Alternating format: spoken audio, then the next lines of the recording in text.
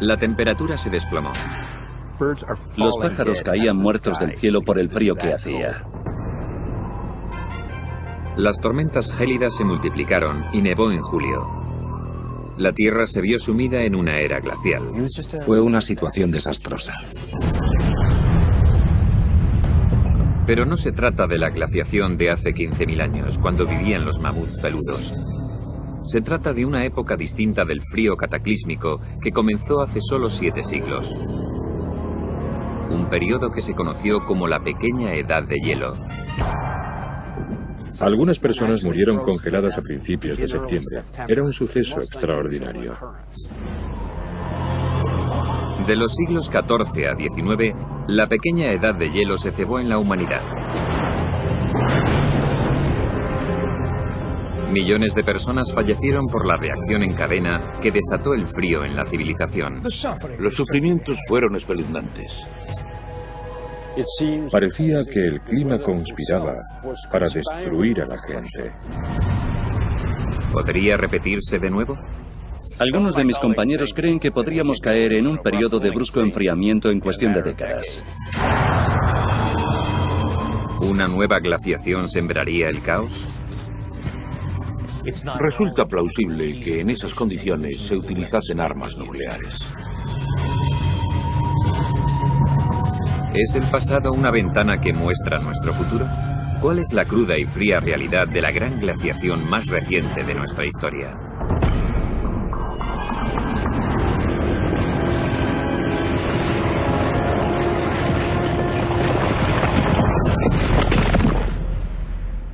La Pequeña Edad de Hielo.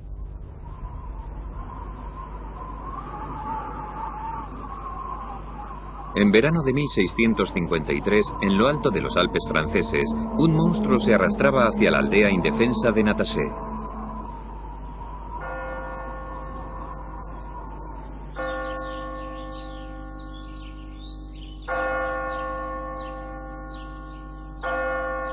Los aldeanos creyeron que era producto de las fuerzas del mal y que solo Dios podía salvarles.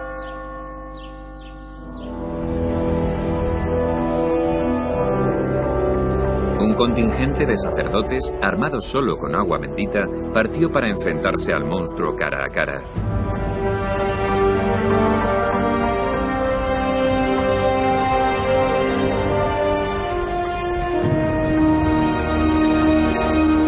Al final, los curas tuvieron que detenerse. Ante ellos se alzaba el objeto del terror de los aldeanos: un titánico río de hielo.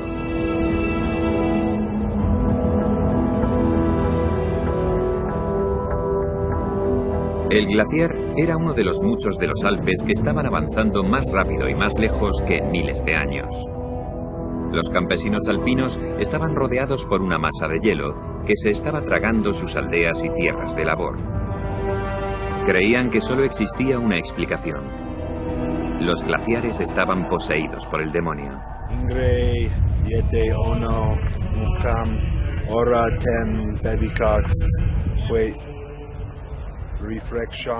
Los sacerdotes vertieron agua bendita y realizaron el rito del exorcismo. Con la ayuda de Dios, esperaban poder detener el avance devastador del glaciar. Si los sacerdotes fracasaban, ningún poder terrenal sería capaz de salvar del desastre a los campesinos alpinos.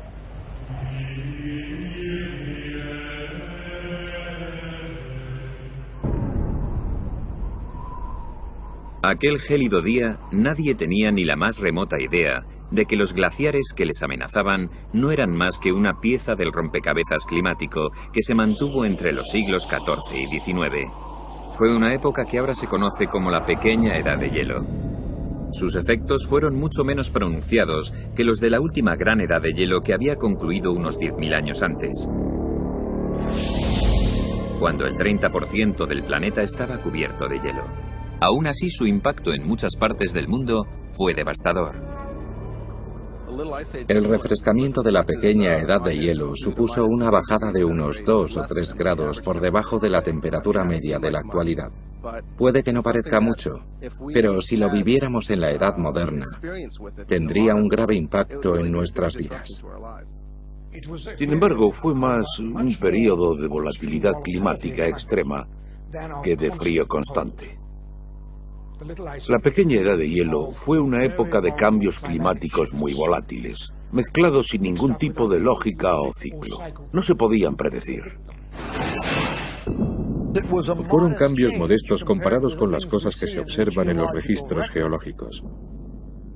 Pero gracias a los relatos históricos, sabemos que bastaron para afectar a la sociedad. La pequeña edad de hielo cambió el mundo de forma que ahora nos parecería una fantasía. En esa época, la bahía de Nueva York se congelaba durante 5 semanas y la gente podía caminar desde Manhattan a Staten Island. Los esquimales podían viajar al sur en kayak hasta llegar a Escocia. Y un verano en Inglaterra cayeron 60 centímetros de nieve en junio y julio. Fue un año tan frío que se recordó en Estados Unidos y Europa como el año sin verano. El clima más frío sembró el caos en la humanidad y alteró el curso de la historia. Desde la gélida tormenta de verano que diezmó la Armada Invencible hasta el hambre que empujó a las muchedumbres de Francia a París para exigir pan a un precio razonable y acabó provocando la Revolución Francesa.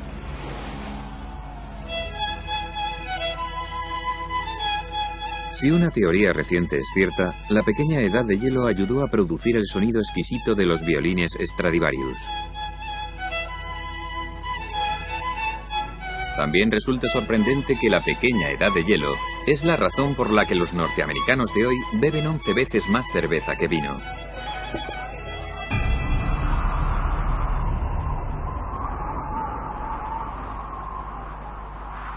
Las fuerzas naturales que causaron la pequeña edad de hielo son un misterio.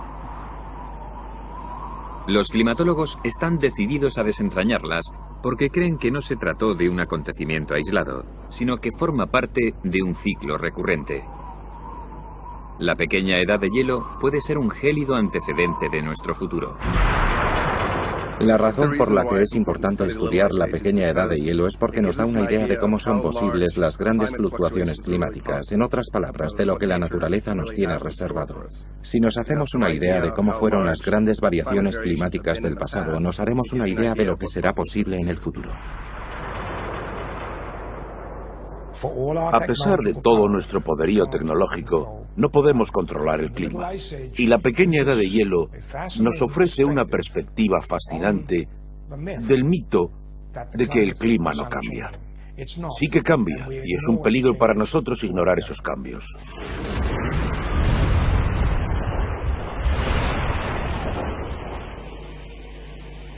Durante décadas, los climatólogos han estado tratando de reconstruir con precisión el clima de la pequeña edad de hielo.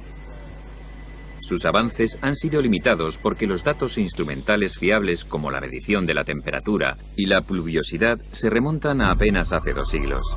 Pero a través del tiempo, la propia Tierra ha conservado pistas valiosas sobre la historia climática. Es un registro natural que ahora está proporcionando a los científicos una información revolucionaria.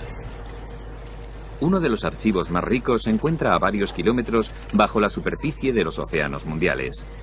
Los científicos han obtenido miles de muestras de las capas de sedimento del lecho marino. Cada 5 o 10 centímetros representan 1000 años de acumulación. Empotrados en las muestras hay restos fosilizados de criaturas microscópicas que han ayudado a los científicos a determinar las temperaturas globales durante la pequeña edad de hielo. Sabemos que en el océano existen unas 26 especies de esos organismos. Una sola muestra puede contener esas 26 especies, pero la cantidad que aparece de cada especie es distinta. Sabemos que unas prefieren vivir en zonas frías y otras en zonas cálidas. Podemos decir que a unas les gusta el frío y a otras el calor. Y resulta que el ratio entre amantes del frío y amantes del calor está directamente relacionado con la temperatura. Así que solo tenemos que calcular el porcentaje relativo entre amantes del calor y amantes del frío para obtener una temperatura.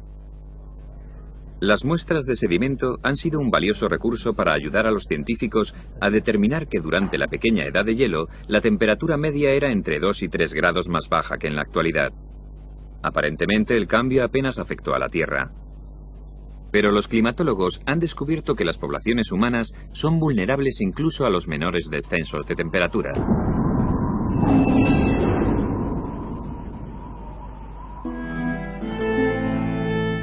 La pequeña edad de hielo se cernió bruscamente alrededor del año 1300 sobre un mundo cálido cuyo clima era parecido al actual. En Europa la sociedad se había reordenado tras la caída del Imperio Romano y la tumultuosa Edad Oscura. Era la época del feudalismo, cuando la mayor parte de la gente sobrevivía comiendo lo que sacaba de la tierra propiedad de la nobleza medieval. Fue la época que presenció el surgimiento de los centros urbanos, el crecimiento del comercio y el fortalecimiento de la institución más poderosa de la sociedad, la Iglesia Católica. Durante unos 400 años, entre los años 900 y 1300, el mundo había gozado de un clima entre 4 y 7 grados más cálido que el de la fría y lóbrega Edad Oscura. Los científicos llaman a esa época el periodo medieval cálido. También lo denominan pequeño óptimo climático, porque coincidió con uno de los mayores incrementos de prosperidad de la civilización.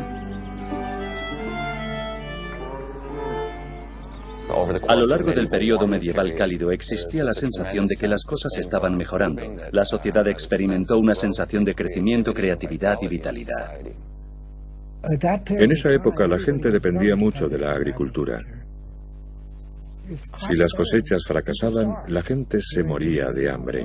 Durante el período medieval cálido, las cosechas fueron más fiables y la producción de alimentos se elevó. Los pantanos se secaron, los mosquitos desaparecieron y la malaria se redujo notablemente. Las enfermedades en general se redujeron y la población se multiplicó. Durante el periodo medieval cálido, los campesinos de Europa pasaron de 40 a 60 millones. La población también aumentó en Rusia, China y Norteamérica, y la agricultura se expandió hacia el norte, a regiones que antes eran demasiado frías para el cultivo. Los grandes viticultores de Europa, los franceses, competían con los prósperos viñedos de la repentinamente cálida Gran Bretaña, a unos 500 kilómetros más al norte de los viñedos más septentrionales. Parece ser que el vino que producían era tan bueno que se exportaba a Francia. Y existen documentos en los que los señores franceses se quejan de los vinos ingleses que compiten contra los suyos e intentaron promulgar leyes contra ellos. Cuando el clima cálido se extendió por Europa, su creativa y optimista población se vio dominada por una fiebre constructora sin paralelo. Fueron las generaciones que erigieron la abadía de Westminster, la torre inclinada de Pisa y las magníficas catedrales góticas que continúan impresionándonos. Creo que está claro que ese nuevo estilo de arquitectura que eleva la mirada hacia el cielo cuando caminas por dentro de él está relacionado con el mayor optimismo sobre la humanidad y sobre el potencial humano. Y con una sensación de optimismo mucho mayor sobre la relación entre el hombre y Dios. Sin embargo, en el siglo XIII, la prosperidad y el optimismo se definían de forma distinta que ahora. Incluso en épocas de clima maravilloso y prosperidad, el campesino medieval, el granjero medieval, vivía al borde de la miseria. La esperanza de vida rondaba los 35 o 36 años. La mortalidad infantil era elevadísima. Seguramente 1 de cada 2 niños moría antes de cumplir 1 año. Así que se trataba de un mundo muy duro, y cualquier cambio climático podía ser catastrófico. A pesar de su baja calidad de vida, los europeos afrontaban el futuro con una gran esperanza. Y en la víspera de la pequeña edad de hielo, asumían lo mismo que muchos de nosotros ahora. Que el clima que habían conocido durante siglos no cambiaría nunca. Pero pronto descubrieron por las malas que no podían competir con un simple descenso de unos grados de la temperatura.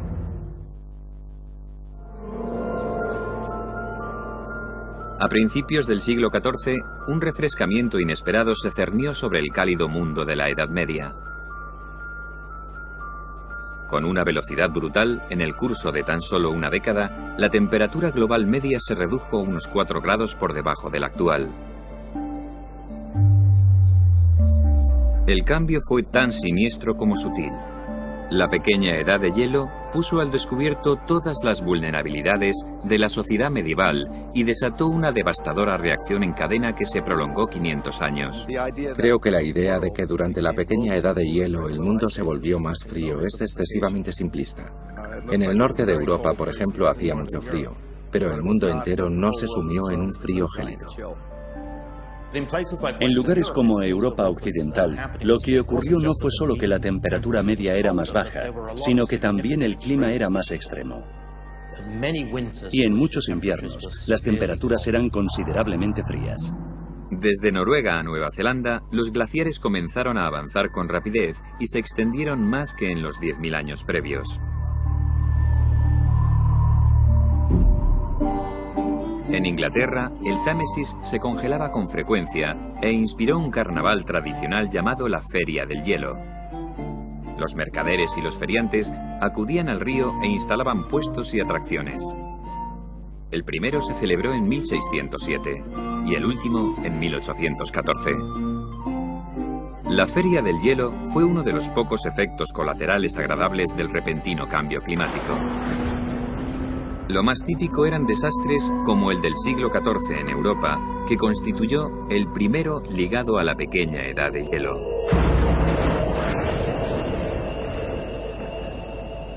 En 1315, el clima cambió drásticamente a peor desde los montes Urales, en el corazón de lo que hoy es la Rusia europea, hasta Irlanda. Cuando se plantaron las cosechas, empezó a llover. Y continuó lloviendo y lloviendo sin cesar. Y muchas de las cosechas plantadas en tierras marginales se las llevó el agua por la simple erosión del suelo. Las lluvias torrenciales persistieron durante 5 largos años. La pequeña edad de hielo fue una era no solo de temperaturas más frescas, sino también de tormentas más frecuentes e intensas. En toda Europa, las antiguas tierras fértiles se convirtieron en pozos de barro anegados y plagados de cosechas aplastadas.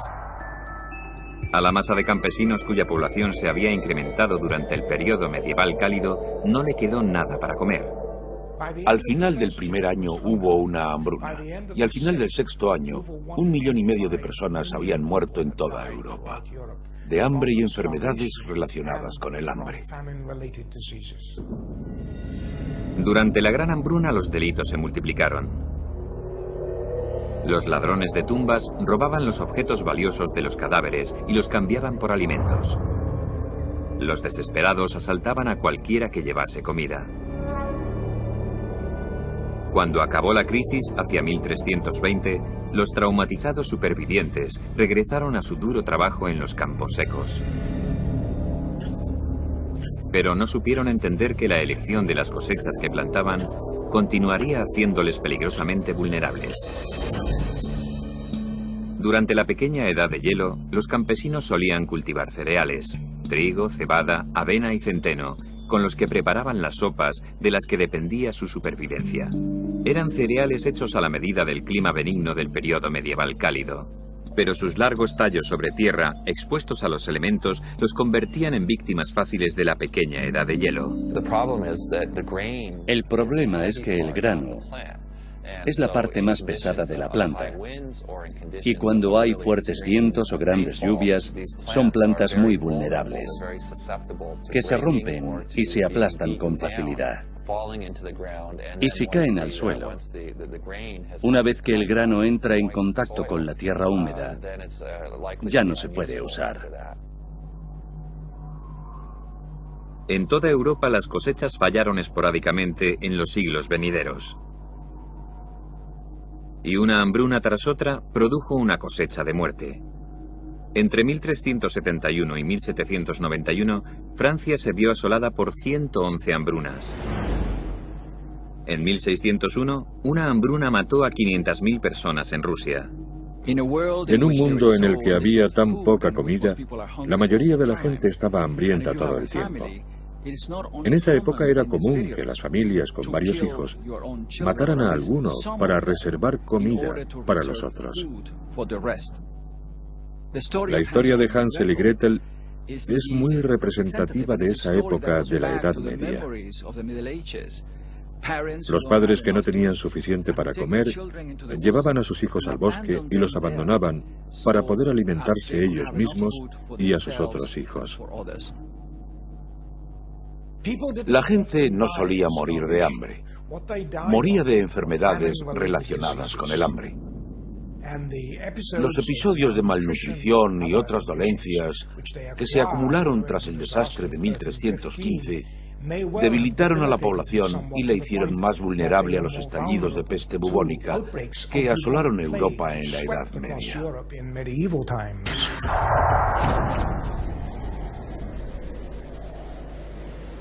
La peste bubónica llegó a Europa en 1347 en un barco mercante procedente de Asia. Y durante la pequeña edad de hielo, la que se llamaría Muerte Negra encontró el caldo de cultivo ideal. La peste bubónica empeoró mucho durante la pequeña edad de hielo, porque la gente ya estaba debilitada por la falta de comida. Además, cuando hacía frío y llovía, la gente no salía de casa y se hacinaba en pequeñas casas, donde había ratas. Las ratas entraban buscando el calor y traían las pulgas que transmitían la peste. Las masas infectadas de Europa comenzaron a morir a millones. El aire se enturbió con la fetidez de los cadáveres en descomposición.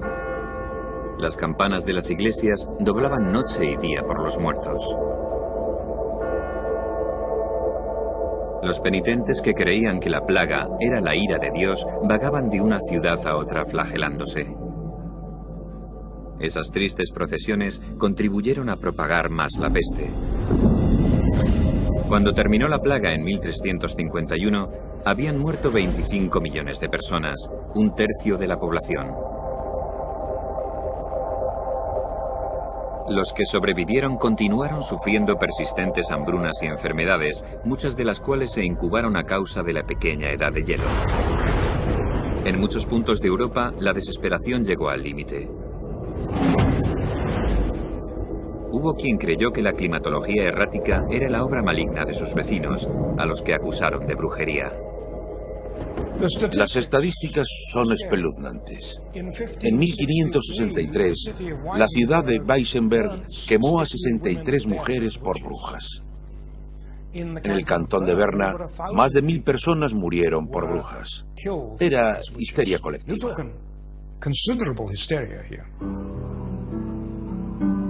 La Iglesia avivaba el frenesí.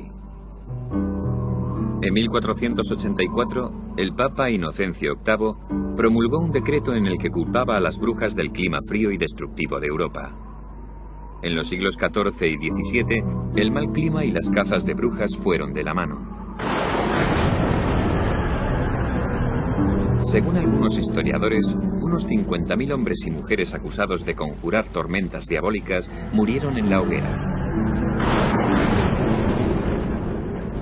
La pequeña edad de hielo sembró la muerte y el caos en toda Europa.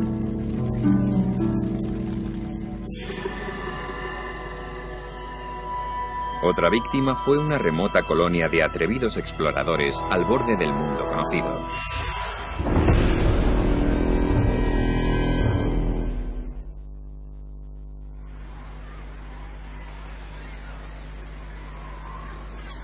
Cuando la pequeña edad de hielo asoló Europa en el siglo XIV, también puso contra las cuerdas a una colonia aislada en el límite de la frontera ártica. Una de las ironías más amargas de la historia es que el pueblo más vulnerable de esa época fue uno que presumía de fuerza y valentía. Desde el siglo X, 4.000 colonos vikingos se habían labrado una vida próspera en las abruptas costas de Groenlandia.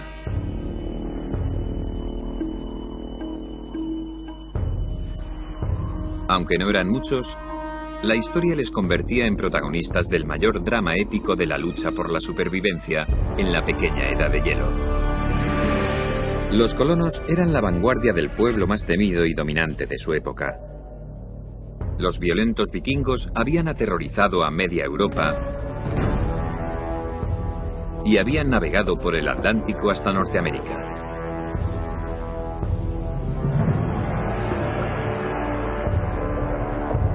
Sus asentamientos de Groenlandia fueron un experimento temerario, precursor de la colonización europea de América 500 años antes de la llegada de Colón.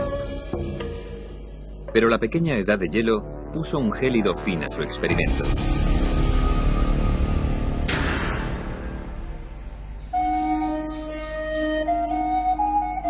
Los vikingos se habían instalado en Groenlandia en el cenit del periodo medieval cálido hacia el año 1000, cuando las temperaturas benignas les invitaron a habitarla. Se piensa que los primeros exploradores vikingos que llegaron a Groenlandia la llamaron deliberadamente Tierra Verde en su idioma, aunque no lo fuera, para animar a los colonos a emigrar a ella. Pero es verdad que cuando llegaron se quedaron impresionados por la exuberancia de la vegetación que encontraron en los fiordos por los que navegaron. Así que tal vez el nombre de Tierra Verde en realidad describía bien el paisaje de vegetación verde, incluso con árboles. Cuando los vikingos llegaron a esta zona, se debieron emocionar, porque encontraron grandes zonas de pastos para alimentar al ganado. Y podían subir a las montañas para buscar pastos mejores, porque aquí la hierba es mejor a mayor altura. Debía ser un paraíso para ellos. Los vikingos groenlandeses dependían no solo de su abundante ganado para sobrevivir, sino también de los bancos de bacalao que poblaban las clementes aguas. La temperatura se desplomó. Los pájaros caían muertos del cielo por el frío que hacía. Las tormentas gélidas se multiplicaron y nevó en julio. La Tierra se vio sumida en una era glacial. Fue una situación desastrosa. Pero no se trata de la glaciación de hace 15.000 años, cuando vivían los mamuts peludos. Se trata de una época distinta del frío cataclísmico que comenzó hace solo 7 siglos. Un periodo que se conoció como la Pequeña Edad de Hielo. Algunas personas murieron congeladas a principios de septiembre. Era un suceso extraordinario. De los siglos XIV a XIX, la Pequeña Edad de Hielo se cebó en la humanidad.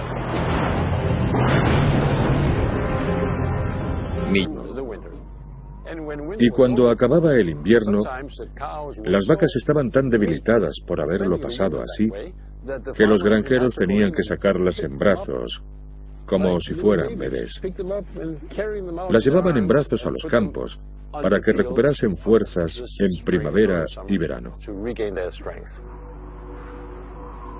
Cuando la Pequeña Edad de Hielo se prolongó, el ganado de los vikingos comenzó a morir en cantidades cada vez mayores. Y para hacer frente al hambre, los colonos pasaron a depender cada vez más de la fauna marina de Groenlandia. Gracias a las mediciones de la composición isotópica del carbono de los huesos de las tumbas, se sabe que al principio los vikingos se alimentaban en un 80% de la tierra, porque comían un montón de cordero, y en un 20% del mar. Con el paso del tiempo, ese ratio cambió gradualmente, y al final pasaron a alimentarse en un 80% del mar y en un 20% de la tierra.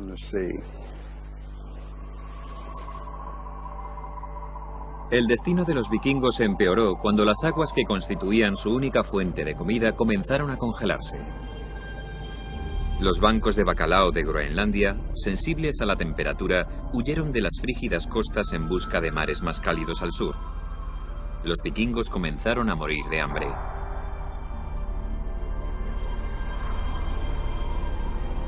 El mar de hielo finalmente terminó aislándoles de sus parientes europeos, de cuyos suministros dependían para sobrevivir. Pasaban largas temporadas sin comunicación por barco. A veces generaciones. Parecía que el clima conspiraba para destruirles.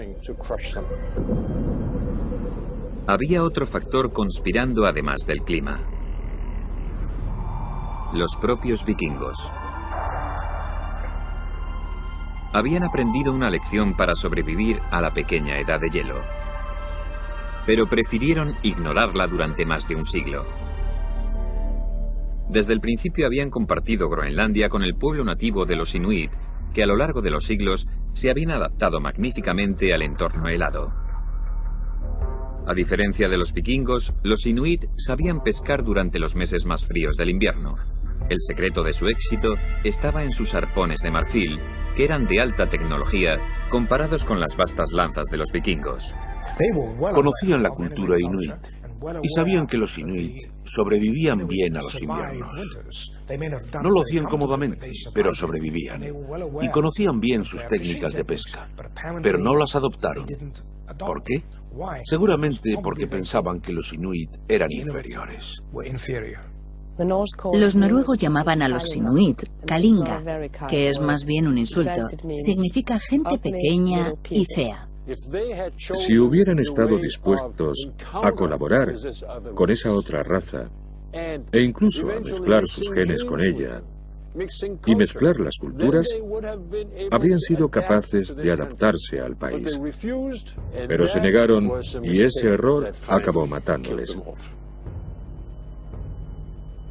El capítulo final de los vikingos en Groenlandia sucedió aquí, en las ruinas de esta iglesia de la costa sur. La iglesia de Valsi es importante porque es el lugar donde se registró el último acontecimiento histórico de toda Groenlandia.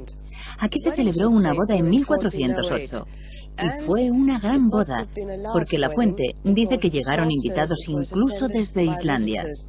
Lo que no nos dice es que se celebró en una sociedad que se estaba desintegrando a causa del clima más frío. De hecho, 50 años después, los noruegos se habían extinguido.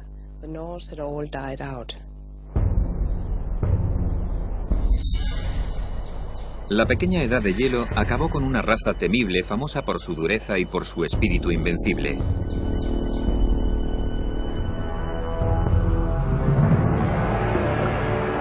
Los vikingos no tenían ni idea de qué fuerzas de la naturaleza eran responsables del clima gélido que les derrotó. Hoy, los científicos están tratando de resolver ese misterio. ¿Qué causó la pequeña edad de hielo?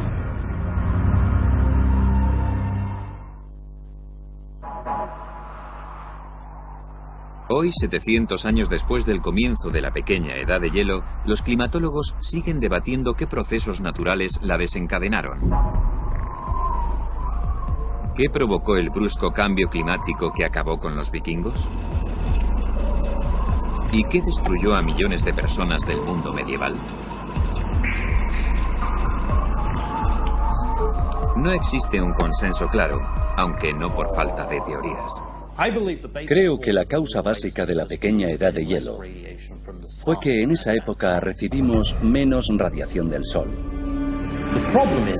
El problema es que la reducción de la radiación del Sol fue muy pequeña y todavía no comprendemos cómo una reducción tan pequeña de la radiación solar pudo causar semejantes cambios climáticos.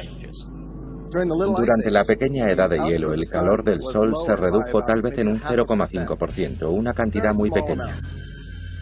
Pero en mi opinión, la lección que aprendimos de la pequeña edad de hielo es que la Tierra es muy sensible a variaciones mínimas. Algunos científicos creen que el Sol es solo parte de la respuesta. Otra pieza del rompecabezas puede encontrarse mucho más cerca de nosotros. Los científicos han descubierto pistas intrigantes en muestras extraídas de los hielos perpetuos de Groenlandia y la Antártida. En el hielo se conservan registros climáticos que se remontan a hace 115.000 años. Los depósitos de azufre de las muestras de hielo indican que durante la pequeña edad de hielo se produjo una media de 5 grandes erupciones volcánicas por siglo. Y cada una de esas erupciones tenía la potencia explosiva de la erupción del Krakatoa de 1883. Hoy rara vez se producen erupciones tan potentes. Una erupción volcánica lanza gases y partículas a la atmósfera. Los gases principales son vapor de agua y dióxido de carbono, que se mezclan con la atmósfera. Pero son los gases de azufre los que hacen que cambie el clima. Si una erupción es lo bastante fuerte, la fumarola que desprende puede llegar a la estratosfera y al reaccionar con el vapor de agua, forma una nube de gotas de ácido sulfúrico, una nube fina y difusa que se puede mantener durante años en la estratosfera. Y esa nube refleja los rayos del sol, los reenvía al espacio y enfría la superficie de la Tierra. Algunos científicos creen que la causa de la pequeña edad de hielo tiene menos que ver con los gases calientes de la capa superior de la atmósfera y más con el agua fría de la profundidad de los océanos. Su teoría se centra en un fenómeno llamado circulación termohalina o cinta transportadora oceánica. La cinta transportadora es un potente flujo de agua templada que traslada el calor a las latitudes del norte. La corriente del Golfo forma parte de esta enorme circulación global de agua. Básicamente es así como funciona. En el trópico, la superficie del mar se calienta por la gran cantidad de sol. Esa agua fluye y se traslada al norte, a la latitud de, por ejemplo, Islandia. Allí es donde están perdiendo calor que se fuga a la atmósfera. Y ese calor se absorbe y se saca del agua. El impulso de la cinta transportadora continúa a medida que el agua se refresca, se vuelve más densa y se hunde. Entonces fluye hacia el sur para mantener el equilibrio con el agua templada, que fluye hacia el norte por la superficie. Algunos científicos creen que la pequeña edad de hielo se produjo cuando las fuerzas naturales interrumpieron ese flujo. Su teoría es que el catalizador fue el flujo de agua dulce del hielo ártico que se había derretido durante el periodo medieval cálido. La razón por la que la gente cree que la adición de agua dulce puede acabar con las corrientes es porque desequilibra la salinidad de la ecuación. Si se añade un montón de agua dulce, la superficie del agua es menos densa y por mucho que se enfríe ya no se hunde. Y si no se hunde, se detiene la corriente. Si la corriente se detuviera, el efecto sobre el clima de la Tierra, especialmente de Europa, sería enorme. El calor ya no se transportaría a la atmósfera del Atlántico Norte y los vientos dominantes del este soplarían aire frío del mar sobre el continente en lugar de aire cálido. Las temperaturas de otra pequeña edad de hielo se tragarían Europa. Los científicos no saben con certeza qué fuerzas naturales desencadenaron la pequeña edad de hielo, pero creen que saben lo que causó las 7 décadas más frías de los 500 años de la pequeña edad de hielo. Entre 1645 y 1715, a mediados de la pequeña edad de hielo, las temperaturas invernales del hemisferio norte bajaron 1,6 grados más. Los climatólogos apuntan como causa al Sol, que creen que se debilitó por un fenómeno conocido hoy día como el mínimo de Maunder. El mínimo se refiere al mínimo de manchas solares de la superficie del Sol. Cuando hay menos manchas solares en la superficie del Sol, el Sol emite menos radiaciones y por tanto la Tierra recibe menos radiaciones. Y si se reciben menos radiaciones se produce un enfriamiento global. El enfriamiento de los 70 causado por el mínimo de Maunder dio paso a la época que presenció el avance rápido de los glaciares de los Alpes y los esfuerzos desesperados de los habitantes de Natasé para contrarrestarlos. Para el campesino de los Alpes, que se encontraba con un glaciar, era como enfrentarse a 10 excavadoras avanzando contra ti en fila, decididas a derribar tu casa.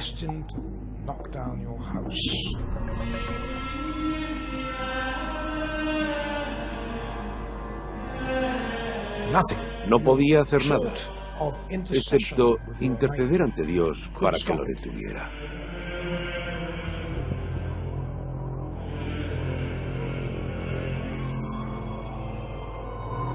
Según los archivos locales, varios de los glaciares que avanzaban se retiraron tras los ritos del exorcismo del clero.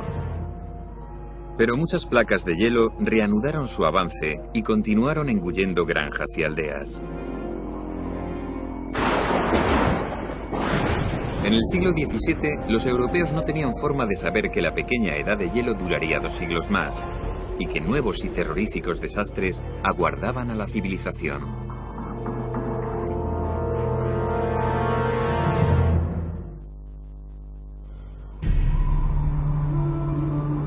En el siglo XVII, la pequeña edad de hielo continuó su ataque implacable a las gentes de Europa. Década tras década, el frío destruyó muchas de las vulnerables cosechas de cereales de las que dependían para sobrevivir. El ciclo letal de hambruna se mantuvo. Pero entonces, los agricultores más innovadores de Inglaterra y Holanda comenzaron a contraatacar. Con un gran ingenio, desarrollaron una agricultura de minifundios.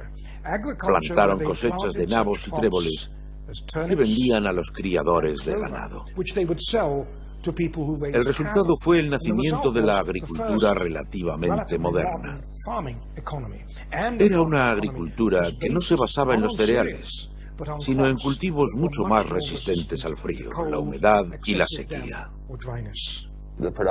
La producción de cereales, que continuó siendo una parte importante de la agricultura, se practicó como parte de un proceso mucho mayor y mejor integrado con una estrategia que incluía al ganado. El aumento de la cría de ganado incrementó la producción de abono para sostener y mejorar la productividad de los campos. Fue un intercambio positivo entre la agricultura de pastoreo y el cultivo tradicional de cereales. Los granjeros de muchas zonas de Europa adoptaron las innovaciones y comenzaron una revolución agrícola que protegió a millones de personas de los peligros de las malas cosechas y las hambrunas. Además, Europa tenía otra arma contra la pequeña edad de hielo, aunque muy pocos lo sabían entonces.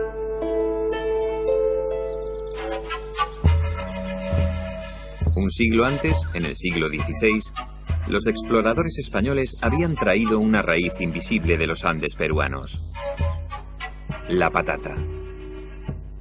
El duradero tubérculo podía sobrevivir las frías temperaturas y frecuentes tormentas que seguían azotando los cultivos de los campesinos. Pero durante generaciones no se supo aprovechar su potencial. Por raro que parezca, los europeos se negaron a comer patatas por muchas razones. Una, porque estaban anclados en la cultura del cereal. Es decir, estaban muy ligados al pan. Y la patata era una planta que crecía bajo tierra, cuyas hojas eran venenosas. Estaba cubierta de suciedad. Les resultó muy difícil aceptar la patata. Tanto para reyes como para plebeyos, la patata era la planta del diablo. Muchos hacían caso de las advertencias del clero, que decían que comérsela era pecado. Millones de personas prefirieron pasar hambre que añadirla a su dieta. Lo único que pudo con su resistencia cultural fue una guerra. Durante la Guerra de los 30 años, una guerra horrible que asoló Centro Europa en el siglo XVII, los ejércitos barrieron el continente, quemando aldeas, llevándose a las mujeres y cometiendo todos los horrores que se cometen en las guerras, incluido la destrucción de cosechas. Las cosechas de tallos altos, como la cebada o el centeno, se podían quemar o se podían pisotear con la caballería. Pero las patatas estaban bajo tierra y no se podían quemar. Los campesinos alemanes se dieron cuenta y cambiaron de cultivos en masa. Se dieron cuenta de sus enormes ventajas.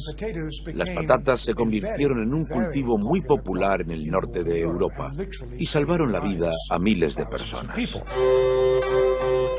Las patatas salvaron a muchas zonas de Europa del círculo vicioso de malas cosechas. En el siglo XVII, las hambrunas disminuyeron y la población por fin comenzó a aumentar. Una nación como Francia, sin embargo, no supo adaptarse. Se quiso introducir la patata en la agricultura francesa, pero los campesinos no quisieron ni verla. El rey quiso promocionar la patata y corrió la voz de que la tomaba para cenar. Intentó popularizar el nuevo alimento porque sabía que mejoraría las cosas. Pero los campesinos se negaron. Los campesinos franceses se aferraron ciegamente a la tradición. No solo rechazaron la patata, sino también las innovaciones agrícolas anteriores que habían aportado ingleses y holandeses. Década tras década, vivieron al borde de morir de hambre. En 1789, detonaron una bomba de relojería en una sociedad que ya estaba fracturada por los conflictos políticos. Ese invierno, las heladas y el frío extremo destruyeron las cosechas de cereales del país y empujaron a los campesinos a la revolución. Hizo más frío que nunca. 2 malas cosechas, combinadas con el frío, pusieron a los campesinos en una situación de la que sabían que no saldrían vivos un año más. Tuvieron que recurrir al gobierno, que en ese momento tenía otros problemas y no pudo hacer demasiado por ellos. Fue uno de los grandes factores de la Revolución Francesa. En julio de 1789, manifestaciones de campesinos recorrieron campos y ciudades con horcas y mosquetes, aterrorizando a la aristocracia. El caos se sumó a los disturbios políticos que ya consumían a la nación.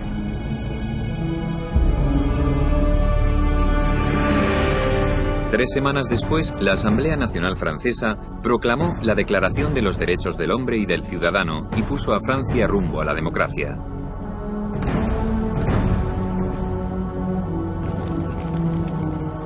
Tras jugar un papel importante en la historia de Francia, la pequeña edad de hielo impactó con fuerza devastadora sobre Irlanda. Fue en 1845. Habían pasado 2 siglos desde que el caprichoso clima había obligado a los campesinos irlandeses a adoptar la patata como remedio para no morir de hambre. Durante esa época habían cultivado varias especies de patatas. Pero por aquel entonces cultivaban un tipo de patata llamado lumber, que era el más agradecido de todos. Era una patata muy fácil de cultivar y de propagar. Se convirtió en la base de la dieta del campesino irlandés.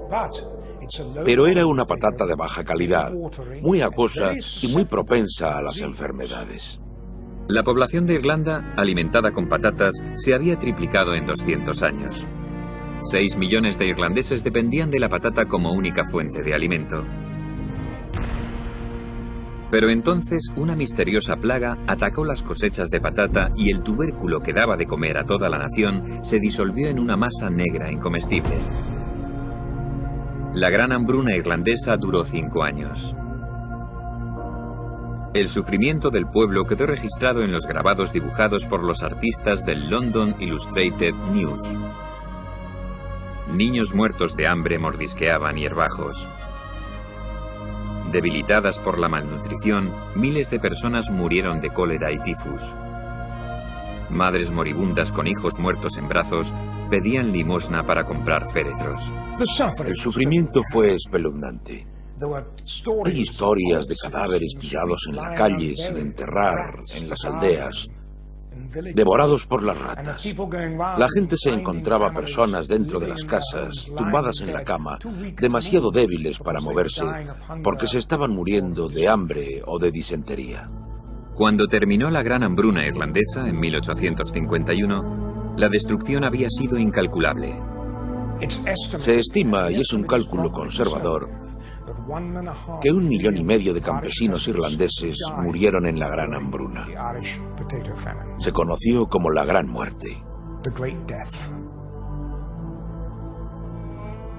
Pero no todas las consecuencias de la pequeña edad de hielo fueron catastróficas. Si una teoría reciente es cierta, puede que ayudase a fabricar uno de los instrumentos musicales más exquisitos.